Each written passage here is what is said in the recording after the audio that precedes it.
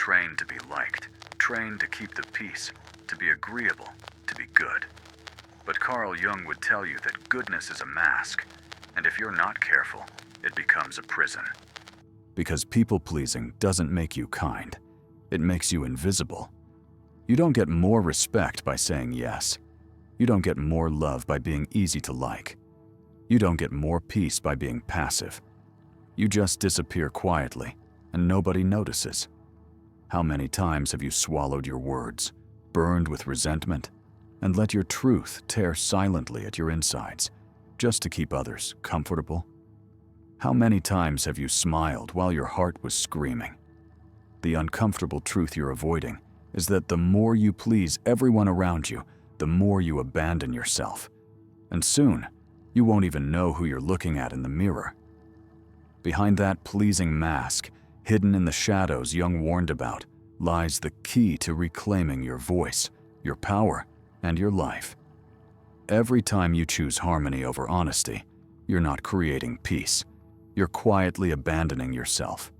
You might think you're smoothing things over, avoiding unnecessary conflict, or sparing someone's feelings. But the truth runs deeper. Each suppressed thought or withheld opinion chips away at who you really are. You tell yourself that agreeing keeps everyone happy, that saying yes maintains balance.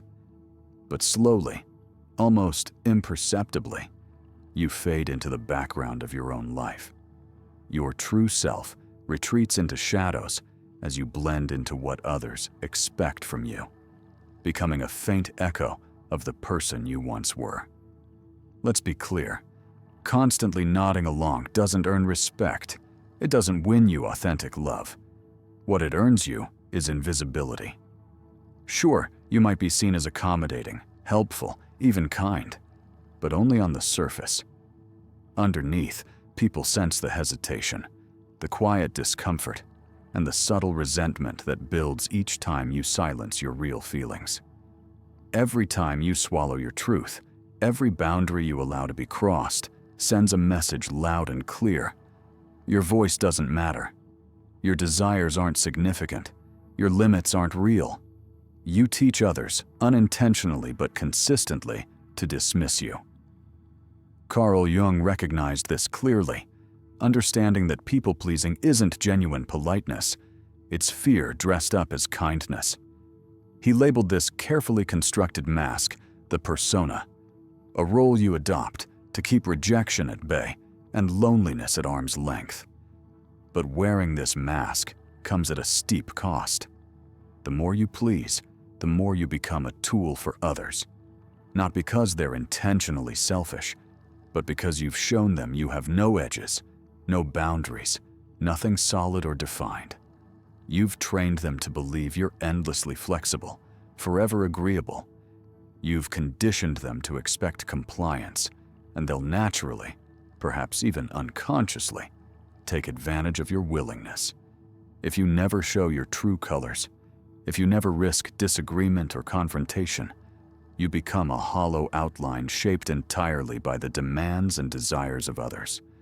The vibrant, complex, messy parts of you, the parts that want to shout no, the parts that disagree passionately, the parts that crave solitude or difference, remain hidden, buried deeper each day. Soon, all that's left is a shell, a carefully curated version of who you think everyone wants you to be. And when you become nothing but a reflection of their expectations, you lose more than your voice. You lose your identity. One day, you'll wake up feeling completely drained, not just physically tired, but emotionally hollow, confused by a deep, lingering sense of emptiness.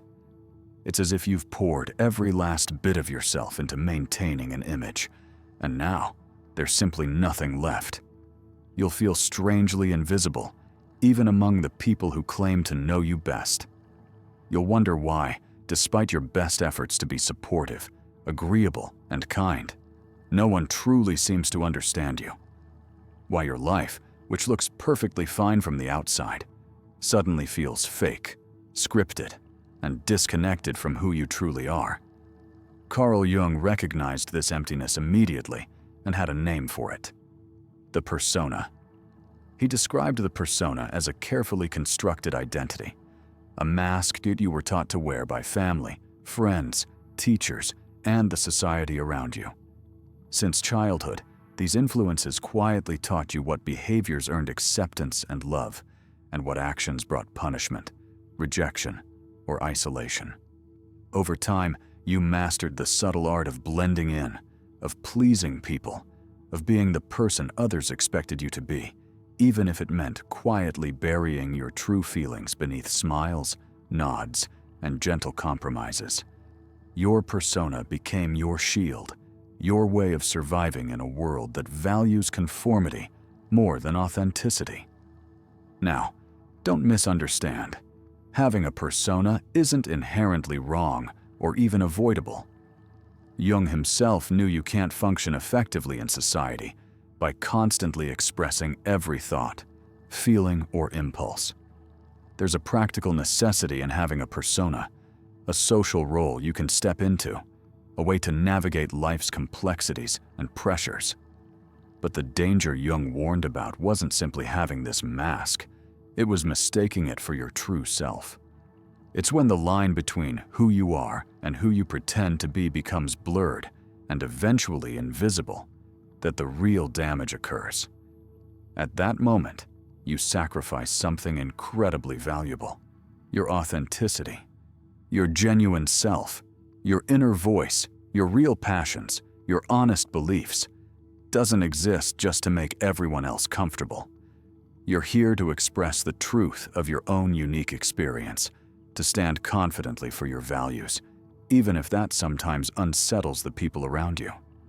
When you mistake your persona for your identity, you risk losing touch with your inner compass, the core of who you truly are. Instead of living a life rooted in authenticity and integrity, you start to drift through your days feeling empty, resentful, and disconnected, silently asking yourself why no one sees the real you, forgetting that perhaps you've hidden it too well, even from yourself. That's the hidden pain of people pleasers, the secret truth no one talks about. Every single time you quietly agree to something you don't want, you silently deny yourself the right to be heard. You say yes outwardly, while inwardly screaming no, and that dissonance eats away at you, little by little. You might think refusing would seem harsh, selfish, or even cruel, but what's truly selfish is presenting a false version of yourself. Because when you smile politely, while your true feelings boil beneath the surface, you're silently accumulating resentment towards those you pretend to please. They can't see the frustration behind your mask. They don't hear the conversations you're rehearsing inside your head, and so resentment quietly grows, creating a painful distance between you and everyone around you. You've always thought kindness meant being accommodating, never rocking the boat, always keeping others comfortable. But Jung would gently challenge that assumption. True kindness doesn't look like endless sacrifice or quiet submission.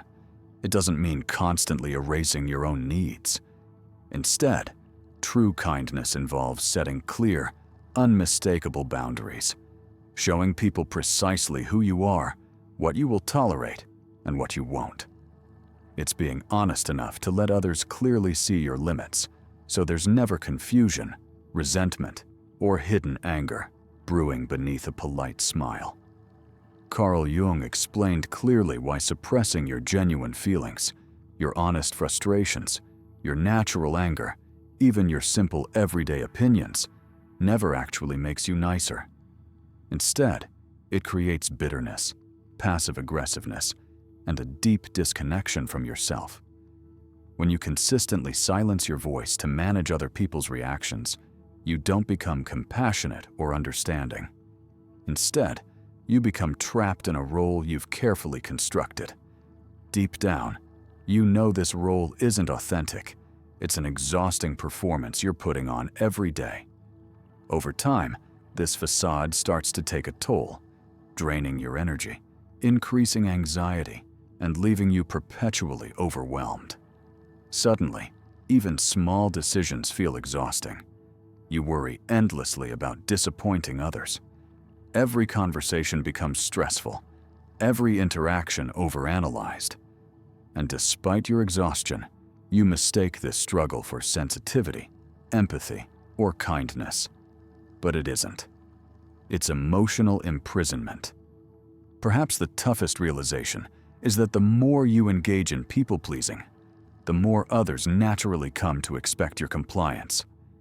They've grown accustomed to your willingness to bend, to sacrifice, to quietly accept whatever they ask. You've trained them to ignore your boundaries because you rarely set them clearly. And they'll cross these invisible lines, not because they're inherently selfish or cruel, but because you've never shown them exactly where those lines exist. In your constant effort to keep peace, you've given them permission to overlook your voice, your needs, and your desires. The heartbreaking truth is you can't feel truly loved or genuinely appreciated if you're never fully seen. People may value your curated image, the always helpful, always agreeable version of yourself, but they won't truly know you. So, when you finally muster the courage to express your boundaries, when you finally start to say no, some people might react with hurt, anger, or confusion. They'll interpret your newfound honesty as sudden harshness or unexpected coldness, not because you're doing something wrong, but because honesty feels threatening after years of silent compliance. After so long shaping yourself to others' expectations, your truth can feel startling, even alarming, to those who've grown comfortable with your silence. This is the crucial turning point Carl Jung described as individuation, the powerful moment you begin reclaiming who you truly are, beyond what anyone expects of you. Individuation isn't about chasing some idea of perfection. It's about becoming fully yourself, integrating every part of who you are, the messy, the complicated, the deeply honest, into one cohesive self. It's the moment you start speaking your truth without hesitation, saying no clearly and kindly, without drowning in guilt or second-guessing yourself. You finally understand that setting boundaries isn't harsh or cruel. It's clarity, integrity, and authenticity expressed openly. You're not alive merely to make others comfortable.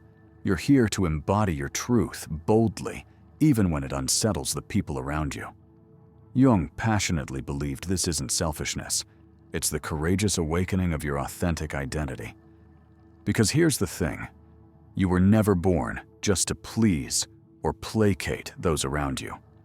Your existence isn't meant to revolve around suppressing your feelings or bending your reality to maintain someone else's peace. The truth is, from your earliest days, family, teachers, friends, and the broader culture conditioned you, slowly shaping your behavior to be pleasant, agreeable, and above all, safe. It wasn't done maliciously, but the result was the same. And the saddest part? You believed this conditioning was love. You genuinely thought that hiding your real feelings was a sign of maturity. You convinced yourself that sacrificing your own needs and desires made you generous and good-hearted. You assumed that pushing down your true emotions was proof of your strength, resilience, even nobility. But none of that ever made you strong or noble. Instead, it slowly erased you, leaving behind nothing but a polite, agreeable shadow. You didn't become stronger. You simply became invisible. The persona, the mask we all naturally adopt to function in society, is not inherently false or deceptive. It's a useful tool, a necessary adaptation that helps us smoothly navigate work environments, family gatherings, friendships, and everyday social interactions. We need it to some degree to manage expectations and maintain harmony. But Jung warned of the profound danger when you start to confuse this mask with who you genuinely are. When the persona begins to dominate, your authentic self gets buried beneath layers of politeness, conformity, and carefully measured words.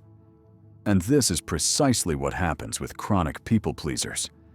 Somewhere in childhood, They absorbed a powerful lesson that honesty could lead to rejection, that expressing their true needs was selfish, and that showing frustration or anger invited punishment or isolation. So, quietly and subtly, they adapted. They learned to smile brightly, even when inside they felt like crying. They learned to agree cheerfully, even when every instinct wanted to scream, no. They learned to make themselves smaller, quieter, less threatening, to shrink themselves so others could feel bigger, more important, or simply comfortable. And in doing so, they learned that love and approval weren't given freely. Instead, they had to be earned through constant performance, endless compliance, and silent sacrifice. Modern psychology often gives you straightforward advice. Just speak up, set clear boundaries, or take time for self-care. It's useful, practical, but Carl Jung saw the issue from a much deeper perspective. He didn't just see people-pleasing as a bad habit or a lack of confidence. He viewed it as something much more profound, a fracture in your very soul. To Jung, constantly saying yes to others wasn't simply silencing your voice, it was gradually eroding your sense of identity. Every time you hide what you genuinely think or how you truly feel, you chip away at the very core of who you are. Soon enough, you're left with troubling questions that keep you up at night, unsettling doubts about your worthiness. You wonder, who would I be without constantly pleasing others? Would anyone still care if I stopped bending over backward? Could I still be loved if I let people down? These questions aren't shallow. They strike at the heart of your existence. They shake the foundations of everything you've believed about yourself. Because deep down, you've confused being liked with being safe. You've internalized the belief that maintaining everyone's approval ensures your survival. But each time you pick harmony over truth, safety over honesty, your genuine self fades further into the background, becoming faint, barely recognizable. You become the reliable one, the dependable listener, the steady presence in everyone else's storm. Yet no one truly knows you. They lean on you, trust you, seek comfort in you. But the connection always feels hollow, incomplete, superficial. Because beneath the warm smile and quiet compliance, there's a real person no one has ever fully met. Here's the painful truth no one tells you. The love and appreciation you feel from others often feel strangely empty. Not because the people around you are insincere or cold-hearted, but because they're loving a carefully curated image, a comfortable, agreeable persona you've skillfully maintained. They never see the complicated parts of you, the honest opinions, quiet frustrations, private doubts, or passionate dreams. They're loving someone who doesn't fully exist, someone you've presented to keep peace and avoid conflict. And when you finally find the courage to set boundaries, when you finally speak your truth clearly and firmly, there's a risk. Some relationships will falter. Some people might drift away, or even become angry or disappointed, not because you're being unreasonable, but because your newfound honesty disrupts the comfortable illusion they've grown accustomed to. Yet those relationships, those connections built entirely on your silence, were never truly genuine in the first place. They relied on your compliance, not your authenticity. They thrived on your quiet sacrifice, not your honest presence. Individuation, according to Carl Jung, is more than just finding your voice. It's about reclaiming all the pieces of yourself you've hidden away. It's about reconnecting with your honesty, your genuine opinions, your deep, unfiltered feelings. Jung wasn't offering a path toward perfection. He was offering a path toward wholeness. It's not about becoming someone flawless or universally loved, but rather embracing every authentic part of who you are. Individuation empowers you to care deeply, to love fiercely, without ever sacrificing your integrity or losing yourself along the way. It's about holding your boundaries firmly, not out of rebellion or stubbornness, but out of a clear-eyed understanding of your own worth. This isn't youthful defiance, it's emotional maturity, the quiet confidence to remain anchored in your truth even when others misunderstand, criticize, or pull away. And here's a hard truth Jung wanted you to recognize. If someone can't handle the real, unmasked version of you, it's okay to let them go. Your identity isn't something that emerges smoothly from endless approval. It's something forged through challenge, strengthened by moments of tension, and clarified each time you stand firm in your truth. You'll recognize that your persona, that carefully curated mask you've worn to stay safe, is controlling you when simple social interactions leave you drained and exhausted. When even the smallest decision feels overwhelmingly complex because you're busy worrying how others might react. When disappointing people feels not just uncomfortable, but terrifying, like a profound failure. These are powerful signals that your mask is no longer serving you. Instead, it's become a cage, limiting your authenticity and suppressing your natural vitality. But here's the good news. The moment you see this clearly, the moment you notice your mask has become your prison, you have the power to change. You don't need permission or validation from anyone else. What you need is something deeper. Courage. Courage to pause for a moment before automatically saying yes. Courage to handle the discomfort that comes when others are let down. Courage to consistently choose authenticity over temporary acceptance or fleeting comfort. Jung was never suggesting cruelty or coldness. He didn't want you to become harsh or unkind. Instead, his goal was for you to become so firmly grounded in your own truth that manipulation or control from others became impossible. He understood that when you stop relentlessly pleasing people, you inevitably lose relationships that were only sustained by your compliance or your silence. And that's actually a good thing, because it clears away the unhealthy connections that drained you and held you back.